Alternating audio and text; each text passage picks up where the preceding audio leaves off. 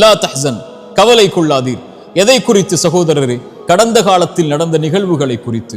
கடந்த காலத்தில் நடந்த பல நிகழ்வுகள் தான் இன்று நிகழ்காலத்தில் பலரை கவலையோடு எதிர்காலத்தை நோக்கி நகர விடாமல் தடுத்து கொண்டிருக்கிறது. கடந்த காலத்தில் நம்முடைய வாழ்க்கையில் எதுவும் நடந்திருக்கலாம். எத்தனையோ பாவங்களை நாம் செய்திருக்கலாம். எத்தனையோ உறவுகள் மரணத்தால் பிரிந்திருக்கலாம்.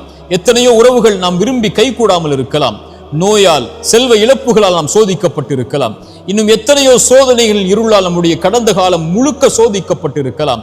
ஆனால் ஒன்றை மனதில் பதிய வைத்துக் கொள்ளுங்கள், கடந்த காலத்தில் நடந்த எந்த நிகழ்வும் எதிர்காலத்தில் நடக்க இருப்பவற்றை பாதித்து விடாது. மீண்டும் சொல்கிறேன், இறைவன் எதிர்காலத்தில் வைத்திருக்கின்ற பொக்கிஷங்களை பெறுவதற்கு கடந்த காலத்தில் நடந்த எதுவும் தடையாக அமைந்து விடாது.